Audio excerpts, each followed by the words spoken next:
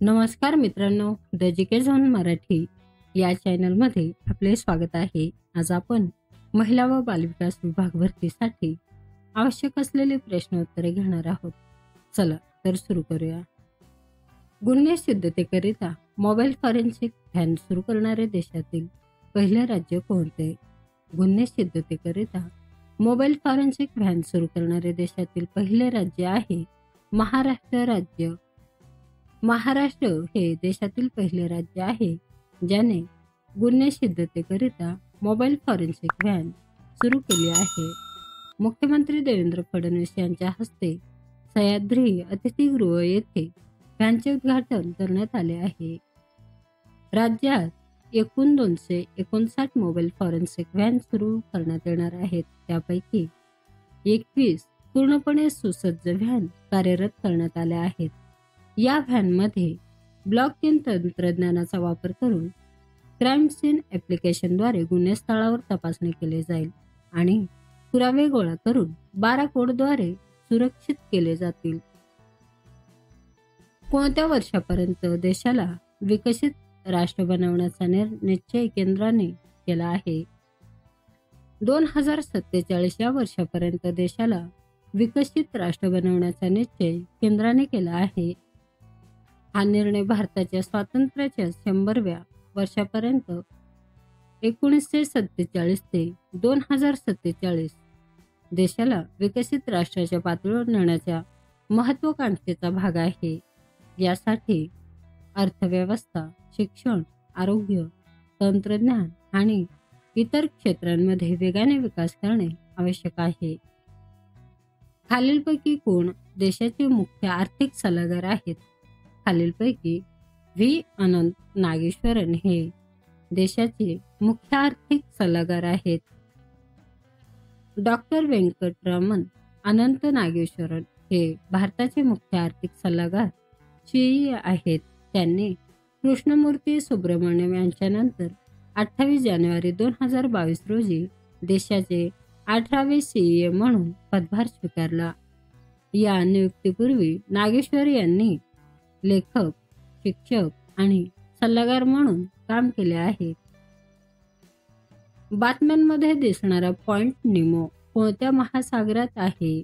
बातम्यांमध्ये दिसणारा पॉइंट निमो हा प्रशांत महासागरात आहे. पॉइंट निमो हे पृथ्वीवरील सर्वात निर्जन ठिकाण आहे. हा दक्षिण पॅसिफिक महासागरात स्थित एक बिंदू आहे जेथे मनुष्य, प्राणी किंवा वनस्पती आढळत नाहीत. या ठिकाणाचा वापर खराब झालेले उपग्रह, अंतराळयान आणि इतर अवकाशातील जंक टाकण्यासाठी केला जातो. या ठिकाणी 1992 मध्ये क्रोएशियन संरक्षण अभियंता होवेजे लुकाटोला यांनी शोधले आहे. कृषी व अन्न प्रक्रिया क्षेत्रात नाविन्यतेला प्रोत्साहन देण्यासाठी कोणत्या राज्याने ॲग्री स्टार्टअप फंड सुरू केला आहे? महाराष्ट्र या राज्याने ॲग्री स्टार्टअप फंड सुरू केला आहे. निर्यातीला प्रोत्साहन देण्यासाठी आणि कृषी आणि अन्न प्रक्रियेसाठी कुशल मनुष्यबळ निर्माण करण्यासाठी महाराष्ट्र सरकारचा एक उपक्रम आहे. या योजनेचा मुख्य उद्देश ग्रामीण भागात रोजगारांच्या संधी निर्माण करण्यावर लक्ष केंद्रित करून नवीन अन्न प्रक्रिया युनिट्स उभारण्यासाठी शीत साखळी आणि साठवणुकीच्या पायाभूत सुविधा इत्यादींसाठी उद्योजकांना आर्थिक सहाय्य प्रदान करणे हा आहे. NVS-2 हा भारतीय प्रादेशिक दळणवळण उपग्रह मालिकेतील कितवा उपग्रह आहे? दुसरा उपग्रह आहे. NVS-2 हा भारतीय प्रादेशिक नेव्हिगेशन उपग्रह प्रणालीचा भाग आहे. हा इस्रो भारतीय अंतराळ संशोधन संस्थेने विकसित केलेला उपग्रह आहे. पहिला उपग्रह NVS-1 29 मे 2023 रोजी प्रक्षेपित करण्यात आला होता. खालीलपैकी कोणत्या देशाला जागतिक आरोग्य संघटनेने WHO मलेरिया मुक्त घोषित केले आहे? खालीलपैकी जॉर्जिया या देशाला जागतिक आरोग्य संघटनेने मलेरिया मुक्त म्हणून घोषित केले आहे. जॉर्जिया हा 2025 मध्ये मलेरिया मुक्त होणारा पहिला देश आहे. जागतिक स्तरावर आतापर्यंत 45 देश आणि एका प्रदेशाला WHO कडून मलेरिया मुक्त प्रमाणपत्र देण्यात आले आहे. मलेरिया हा प्लाझ्मोडियम परजीवींमुळे होणारा जीवघेणा ताप असून तो संक्रमित महिला ॲनोफिलीस डासांमुळे पसरतो. हा रोग प्रामुख्याने उष्णकटिबंधीय देशांमध्ये आढळतो आणि संसर्गजन्य नाही, प्रसार डासांच्या चावामुळे होतो. मुख्यमंत्री सहायता निधीसाठी किती सदस्यांची समिती स्थापन करण्यात आली आहे? मुख्यमंत्री सहायता निधीसाठी 20 सदस्यांची समिती स्थापन करण्यात आली आहे.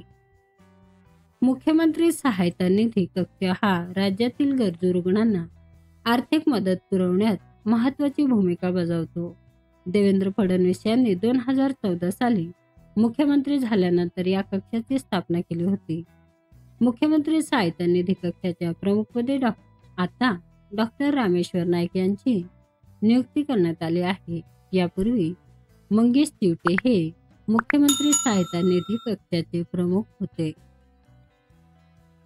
आंतरराष्ट्रीय सरस्वती महोत्सव कोणत्या राज्यात आयोजित केला जाणार आहे? आंतरराष्ट्रीय सरस्वती महोत्सव हरियाणा या राज्यात आयोजित केला जाणार आहे. या महोत्सवाचे उद्घाटन 29 जानेवारी 2025 रोजी मुख्यमंत्री नायब सिंग सैनी यांच्या हस्ते यमुनानगर जिल्ह्यातील आदिबद्री येथे करण्यात आले.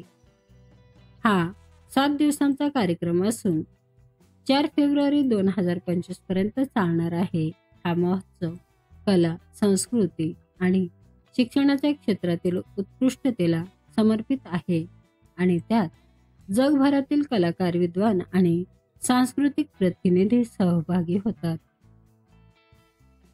अष्टपैलू खेळाडू अमेलिया केर हिची ICCने 2024 ची सर्वोत्कृष्ट महिला क्रिकेटपटू म्हणून निवड केली आहे. त्या कोणत्या देशाची खेळाडू आहे? न्यूझीलंड या देशाच्या खेळाडू आहेत. 2024 मध्ये खेळल्या गेलेल्या 18 T20 मध्ये अमेलिया केरने 387 धावा करत 29 विकेट्स घेतल्या होत्या. गेल्या वर्षी खेळल्या गेलेल्या 9 एकदिवसीय सामन्यांमध्ये त्याने 33च्या सरासरीने 264 धावा केल्या आणि 14 बळी घेतले. त्याच्या अष्टपैलू खेळांमुळेच किवी संघाने दक्षिण आफ्रिकेचा पराभव करून महिला T20 विश्वचषक जिंकला. असर या अहवालानुसार महाराष्ट्रातील किती टक्के विद्यार्थ्यांना स्वच्छ पिण्याचे पाणी उपलब्ध आहेत?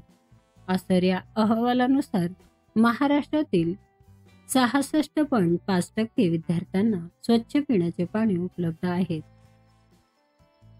असर म्हणजे वार्षिक स्थिती शिक्षण अहवाल. हे ग्रामीण भागातील मुलांच्या शालेय शिक्षण आणि शिकण्याच्या पातळीचे विश्वसनीय अंदाज प्रदान करते. असर सर्वेक्षण 3 ते 16 वर्ष वयोगटातील मुलांसाठी नोंदणीचा मागोवा घेते आणि 5 ते 16 वयोगटातील मुलांचे मूलभूत वाचन आणि अंकगणिताचे मूल्यांकन करते. हे दरवर्षी 2005 ते 2014 या काळात भारतातील जवळपास सर्व ग्रामीण जिल्ह्यांमध्ये आयोजित करण्यात आले होते. पहिल्या रायसीना मध्य पूर्व परिषदेचे यजमान कोणते शहर आहेत? पहिल्या रायसीना मध्य पूर्व परिषदेचे यजमान अबुधाबी हे शहर आहे. पहिले रायसीना मिडल ईस्ट परिषद अबुधाबी UAE येथे 28-29 जानेवारी 2025 रोजी आयोजित करण्यात आली होती. परराष्ट्र मंत्री डॉक्टर एस जयशंकर हे प्रमुख पाहुणे होते. डॉक्टर जयशंकर यांनी 27 ते 29 जानेवारी 2025 या कालावधीत UAE ला भेट दिली. रायसीना संवाद ही भूराजकारण आणि भूअर्थशास्त्रावरील भारताची सर्वोच्च परिषद आहे. कान्हा व्याघ्र प्रकल्प कोणत्या राज्यात आहे? कान्हा व्याघ्र प्रकल्प मध्य प्रदेश या राज्यात आहे. हे मध्य प्रदेशातील सर्वात मोठे राष्ट्रीय उद्यान आहे. हे मांडला आणि बालघाट या जिल्ह्यात स्थित आहे आणि सातपुडा रांगेच्या पूर्वेस मैकल टेकड्यांमध्ये आहे. 1955 मध्ये राष्ट्रीय उद्यान म्हणून स्थापित ते 1973 मध्ये व्याघ्र प्रकल्प बनले. या परिसरात गोंड आणि बैगा जमातीचे लोक राहतात.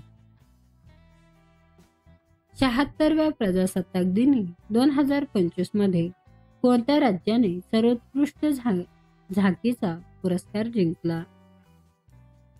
76व्या प्रजासत्ताक दिनी 2025 मध्ये उत्तर प्रदेश या राज्याने सर्वोत्कृष्ट झाकीचा पुरस्कार जिंकला. 76व्या प्रजासत्ताक दिनाच्या सोहळ्यात उत्तर प्रदेश महाकुंभ झाकीला सर्वोत्कृष्ट झाकीचा पुरस्कार मिळाला. संरक्षण मंत्रालयाच्या म्हणण्यानुसार शाश्वत आदर या थीमसह त्रिपुराच्या झाकीला राज्याच्या आणि केंद्रशासित प्रदेशामधून दुसरे पारितोषिक मिळाले. पर्यावरणपूरक लाकडी खेळण्याचे प्रदर्शन करणाऱ्या आंध्र प्रदेशातील झाकीला तिसरा सर्वोत्कृष्ट मानण्यात आला. घरगुती वापर खर्च सर्वेक्षण HCES कोणत्या मंत्रालयाने प्रकाशित केले आहे? घरगुती वापर खर्च सर्वेक्षण सांख्यिकी आणि कार्यक्रम अंमलबजावणी मंत्रालयाने प्रकाशित केले आहे. हे सर्वेक्षण देशातील घरगुती उपभोगाच्या पद्धती, खर्चाचे स्वरूप आणि जीवनमानाच्या पातळीचा अभ्यास करण्यासाठी केले जाते. याचा उपयोग आर्थिक धोरणे आणि योजनांच्या नियोजनासाठी होतो. तांत्रिक त्रुटीची तक्रार करण्यासाठी कोणत्या संस्थेने आजपोर्ट पोर्टल सुरू केले आहे? Security and exchange board of इंडियाने सुरू केले आहे. MSME साठी कर्ज हमी देण्यासाठी सरकारने अलीकडेच सुरू केलेल्या योजनेचे नाव काय आहे? MSME साठी म्युच्युअल क्रेडिट गॅरंटी योजना या योजनेचे नाव आहे. मित्रांनो, चॅनल आवडला असेल तर प्लीज नक्कीच सबस्क्राईब करा, व्हिडिओ लाईक करा. धन्यवाद.